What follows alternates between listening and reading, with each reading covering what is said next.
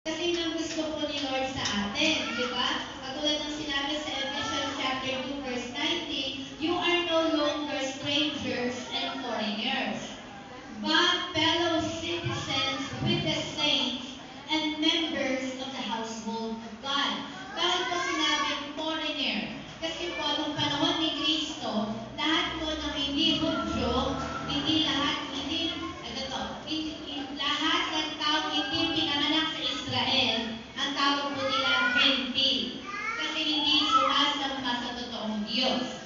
Dahil ang paniniwala po natin, ang totoong Diyos, nung panahon ng mga Israelita, ay yung Diyos ni Abraham, Isaac, at Jacob.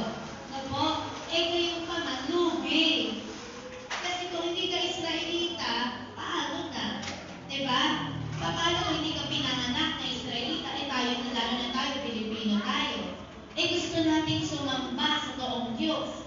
Yung Diyos ni Abraham, Isaac, at Jacob. Paano nangyari yun? Kaya ang Panginoong Jesus, kinonekta tayo. Sabi mo, kinonekta. Itinuturing tayong anak ng Diyos, katulad ng sinabi sa Romans 8, 15, 16, 17. Hindi ko na po iisa-isahin. We are adopted, no? Through Christ Jesus. So, tinanggal ni Jesus, pinasak niya, pinali niya yung racial discrimination. Kasi ayaw ng Diyos na merong lahi na nakakaangat. Papayag ba tayo nun? Diba? Ang daming lahi sa buong mundo. Diba? How many countries do we have? 300 ka? Nagulat na ako, alam ko 100 lang. So, diba? Ang daming bansa. So, it's not about race. Sabihin, hindi about lahi, hindi about culture, kundi relationship to our Lord Jesus.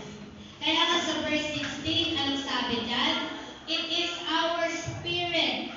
The Spirit Himself bears witness with our spirit that we are children of God. Ang usapan natin dito, Espiritong kumukonekta sa Diyos. Hindi lahi na kumukonekta sa Diyos.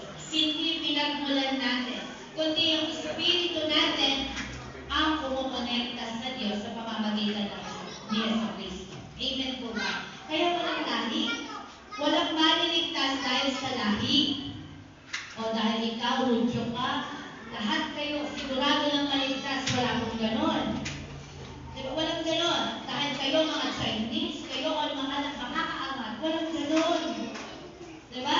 Dahil ikaw pinanganak sa US, ikaw ay US citizen, you are nakakaangat. Hindi, walang ganon. Wala pong ganon.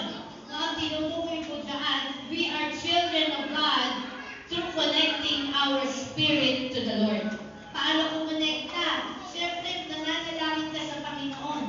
You accept and believe that Jesus Christ is Lord. Sinabi sa John 1:12. Ano sabi dyan? To